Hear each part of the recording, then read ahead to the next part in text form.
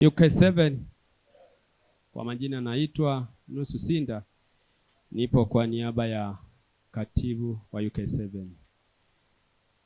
Kama ilivyo kawaida yetu, kikao hiki ni mwendelezo wa kikao cha viongozi. Maana viongozi tulikuwa tumekaa, kuna baadhi ya ajenda ambazo tayari tumeshazijadili. Kikao chetu kwa ujumla wake kilikuwa na ajenda 5, lakini tayari ajenda 2 zimeshakamilika. Sasa hivi tunaendelea ajenda namba 3.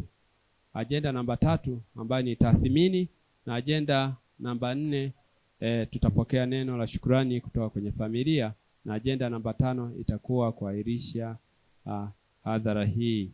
Baada ya kusema hayo, nimkaribishe mwenyekiti kwanza aweze kufungua mwendelezo wa kikao hiki. Karibu mwenyekiti.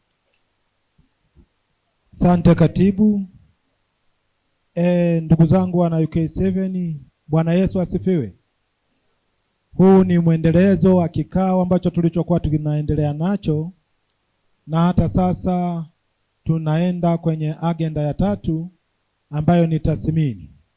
Na tathmini itasomwa kwa ufupi, maana mbele yetu tuna msiba mwingine ambao tunategemea kesho kutwa kuwa pale. Kwa maana hiyo kuna vitu vingine ambavyo tayari tumeshapangilia viwe kwa msiba ule mwingine, ili kusudi watu waende wakapumzike mapema na hatimaye tuweze kuhudhuria kwenye msiba mwingine ambao uko mbele yetu. Baada ya kusema hayo, katibu nimkaribishe ili aisome agenda ya tathmini. Mwenyekiti Sole. Mwenyekiti wa msiba, mwenyekiti wa maafa.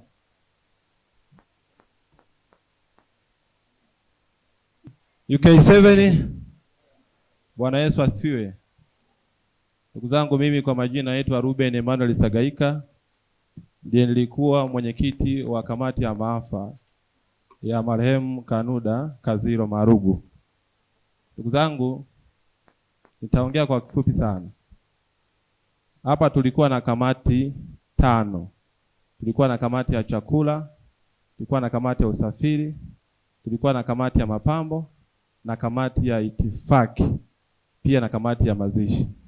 Ni mwenyekiti, kwa idhini yako na kwa heshima kubwa na kwa unyenyekevu, naomba nimkaribishe katibu wangu ili aweze kusoma hizi kamati na aseme yeye amepokea shilingi ngapi na wametumia shilingi ngapi, au wanadai shilingi ngapi, au wanadaiwa shilingi ngapi. Tukatibu, karibu sana. Asante mwenyekiti wa maafa. Karibu katibu. Sijui ni mwenyekiti. Asante. Karibu miongozo kama jinsi ambavyo ametangulia kusema mwenyekiti wa maafa. Utataja hesabu zako, hesabu kuu uliyokabidhiwa, matumizi, baki au unadai peke yake. Karibu. Asante Mheshimiwa Mwenyekiti. Tulikabidhiwa mwanzo milioni 22, lakini matumizi yetu ni milioni 29,893,300. Hujasema hata majina yako mheshimiwa. Asante Mwenyekiti, naitwa Ezekiel Msumeno Mapesa, ni katibu wa maafa, natokea kanda ya Geita. Tulikabidhiwa kiasi cha shilingi milioni 22. Matumizi yetu yalikuwa milioni 29,893,300, lakini katibu ameniita hapa, mhasibu amesema ameingiza kwenye akaunti yangu kiasi cha shilingi milioni 7,893,300. Sasa hivi kama deni hilo kwa linadaiwa, nadhani baada ya hapa tutaendelea kulipa madeni tunaodaiwa. Naomba nifafanue. Mheshimiwa Mwenyekiti, tulikuwa na jumla ya wajumbe 34. Tulikuwa na wajumbe wa kamati ya chakula ambapo bajeti yao ilikuwa ni milioni 16,412,300. Ndizo walizotumia. Tulikuwa na bajeti ya kamati ya mapambo ambapo bajeti yao ilikuwa milioni 7,038. Tulikuwa na kamati ya usafiri ambapo bajeti yao ilikuwa milioni 2,650,000. Tunaomba itajwe kamati moja na uongozi wake waje watoe taarifa zao hapa. Asante mwenyekiti. Mwenyekiti karibu. Ndugu mwenyekiti, naomba nizitaje hizi kamati kwa ufupi sana. Unasema umetokea shilingi ngapi, umetumia shilingi ngapi, unadai shilingi ngapi, ama unadaiwa shilingi ngapi? Mwasilishi wa kamati ya chakula, karibu. Kamati ya chakula, mchangamke, katibu na mwenyekiti.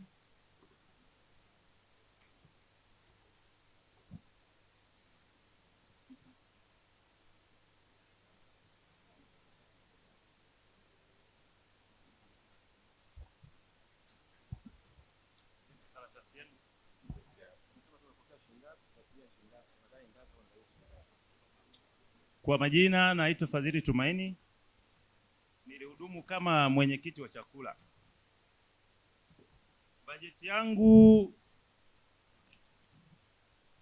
Bajeti yangu ilikuwa milioni 16,412,300.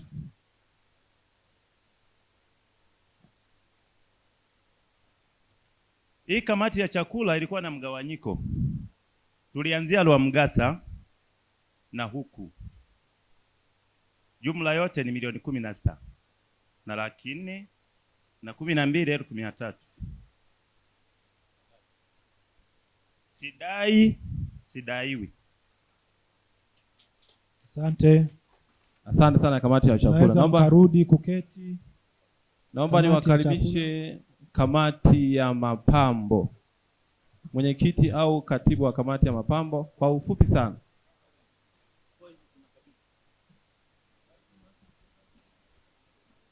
Asante mwenyekiti. UK7 yaja anafurahisha. Kwa majina naitwa Doto Kanuda. Nimehudumu kama mwenyekiti wa kamati ya mapambo. Bajeti yetu ilikuwa ni milioni 7,038. Matumizi yetu ni milioni 7,038. Pesa tuliyopewa ni milioni 2,500,000. Bado tunadai milioni 4,538 ili kuweza kulipia matenti, viti na vitu vingine. Asanteni. Asante sana kamati ya mapambo. Hiyo ni kamati ya mapambo. Kamati ya mapambo bado inadai. Ni mwenyekiti, kwa heshima yako naomba niikaribishe kamati ya usafiri. Kamati ya usafiri na wao waseme kwa ufupi sana wametumia shilingi ngapi, wanadai shilingi ngapi, ama wanadaiwa shilingi ngapi. Kamati ya usafiri, karibu.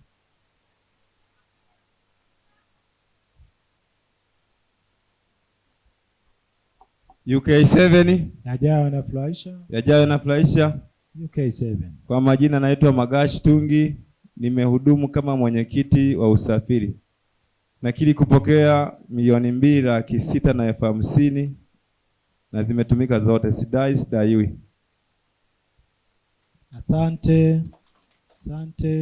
Ni mwenyekiti, hiyo ni kamati ya usafiri. Asante. Ni mwenyekiti, kwa idhini ya kiti chako na meza kuu, naomba nikaribishe kamati ya mazishi. Mr. Ndaki na watu wako, mseme mmetumia shilingi ngapi, mnadai shilingi ngapi, na mmepewa shilingi ngapi, kwa ufupi sana. Kamati ya mazishi, karibu. Asante mwenyekiti. Kwa majina naitwa Ndaki Masubata, niliyehudumu kama mwenyekiti wa mazishi. Pesa niliyopokea ni milioni 1,600,000, matumizi ni milioni 3,728,000. Tunadaiwa milioni 2,128,000. Napenda kuwakilisha. Rudia. Katibu umemwacha. Rudia matumizi. Katibu umemwacha. Jumla keshi nimepokea milioni 1,600,000. Matumizi ni milioni 3,728,000. Tunadaiwa milioni 2,128,000. Napenda kuwakilisha. Asante. Ndio mwenyekiti. Kamati nyingine. Ndio mwenyekiti, kwa idhini ya kiti chako na meza kuu, tunayo kamati ya mwisho ya watu wenye busara, wanaitwa kamati ya itifaki, ambao walikuwa na kiongozi na mzee wetu Mwanarongo. Kamati ya itifaki. Mapambo tayari.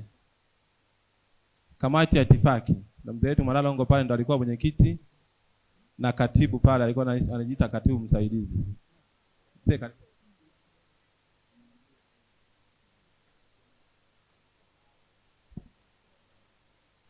Kama nilivyosemwa ni mwenyekiti wa itifaki, kwa majina naitwa Mataluma Longo. Nimehudumu kama mwenyekiti.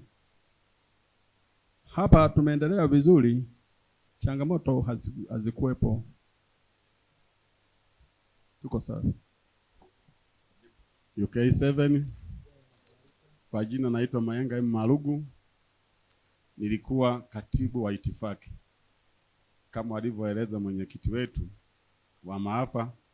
Kwa hiyo utaratibu ulienda vizuri mpaka saa hizi tuko vizuri, changamoto ndogo ndogo ziliisha. Ndugu mwenyekiti, hizo ndo kamati zetu zilikuwa 5. Naomba niwasilishe kwako. Asante sana ndugu mwenyekiti. Asante mwenyekiti. Ndugu zangu, labda napenda niseme kitu kimoja.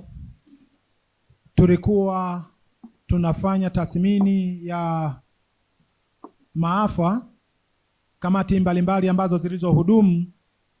Tumefanya hivi tofauti na siku zingine kwa sababu moja ya msingi.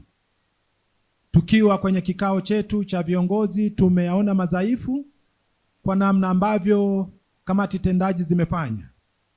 Ndicho maana tumeenda shortcut sana, kwa sababu tumeyaona madhaifu makubwa, hivyo tumeyaelekeza kwa mujibu wa taratibu na kanuni za UK7 yaweze kushughulikiwa, lakini tutapata taarifa kwenye msiba unaokuja. Yapo madhaifu ambayo tunayajua na tayari yameshafika kwenye ofisi yetu. Hivyo ninawaasa muwe na amani, tunashughulika nayo na tutaweka sawa, kila kitu kitakuwa sawa. Baada ya kusema haya, basi nimkaribishe katibu ili aweze kusoma agenda inayofuata.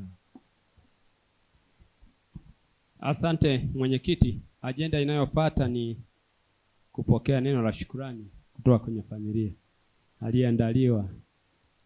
Basi tumkaribishe mwanafamilia ili aje atoe neno la shukrani. Mwanafamilia tunamwomba aje atoe neno la shukrani. UK7 ajayo anafurahisha. Kwa majina naitwa Simosi Kazilo, msemaji wa familia ya mzee Kanuda Kazilo. Tunashukuru sana. Hii shughuli tungekuwa sisi tusingeweza, na tunaombea tuwe na umoja huu. Asanteni sana, karibuni sana, na mnaporudi majumbani mfike salama kama mlipokuja. Tunaombea sana. Asante. Tulitaka mfiwa ili watu wamuone. Kama una neno la kusema sawa, kama hamna, anasema hawezi kuzungumza kwa sababu ya hali aliyo nayo. Huyu ndo kijana wetu ambaye ameondokewa na mpendwa wetu, ambao mlikuwa mfahamu. Huyu ndo kijana wetu aliyeondokewa na mpendwa wetu. Basi unaweza ukaketi. Katibu, agenda inayofuata. Asante mwenyekiti. Baada ya kujadili agenda zote 4, sasa tunaelekea agenda ya mwisho ya kufunga kikao. Naomba nikukaribishe kwa ajili ya kufunga kikao.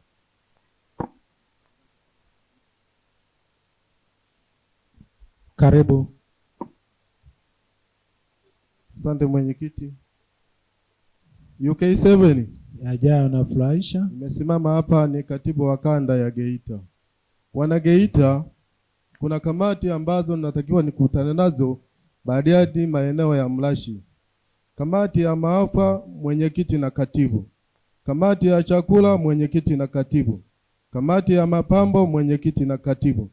Pamoja na kamati ya itifaki kanda ya Geita. Wote tukutane Mlashi leo hii, tukiondoka hapa kwenye msiba tuende pale Mlashi tukamaliza masuala yetu.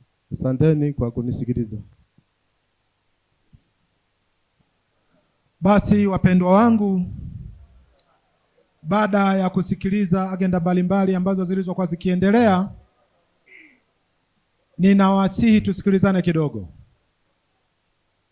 Sasa tumefika mwisho wa zoezi hili, lakini kabla sijafunga hiki kikao, ni watake wale watu wa Kahama, kama kuna mtu hajaandika jina lake kulingana na madhaifu yaliyokuwa yamejitokeza, tunawataarifu tafadhali sana msiondoke bila kuandika majina yenu. Katibu sijui amefika? Katibu ameshafika, yuko hapa. Wasilisheni majina yenu ili muweze kuingia kwenye listi. Baada ya kusema hayo, ni washukuru sana ndugu zangu kwa namna ya unyenyekevu ambao umeufanya, lakini lipo tangazo moja ambalo nataka niwatangazie. Ni ukweli usiopingika, mahudhurio yetu hayaridhishi. Ninawasihi kila mmoja akawe barozi wa mwenzake. UK7 yetu ina misingi yake ambayo tumepewana sisi wenyewe. Hivyo tunatakiwa tuifuate ili kusudi kila kitu kiende sawa. Tusionyeshe madhaifu ya namna hii tena, maana mahudhurio yetu ni mabovu kuliko siku zote ambazo zimewahi kupita huko nyuma. Kwa hiyo ninawasihi tukawe mabarozi. Msiba unaofuata tukajihudhurishe wote, ili kusudi kila utaratibu wa kanuni za UK7 tukazitimirishe, ili mambo yaweze kwenda vizuri zaidi. Baada ya kusema haya, nimkaribishe pasta ili kusudi aweze kutukabidhi mbele za mbingu, hatimaye tuweze kurudi salama na jina la Bwana litukuzwe. Na baada ya hapo, mimi kikao hiki nimekiahirisha mpaka siku nyingine tena tutakapokutana tarehe 16 kwenye msiba wa mpendo wetu ambaye tayari amekwisha kulala mauti. Asanteni. Karibu mtumishi wa Baba. Sote tusimame kwa hekima ili tujikabidhi mbele za mbingu.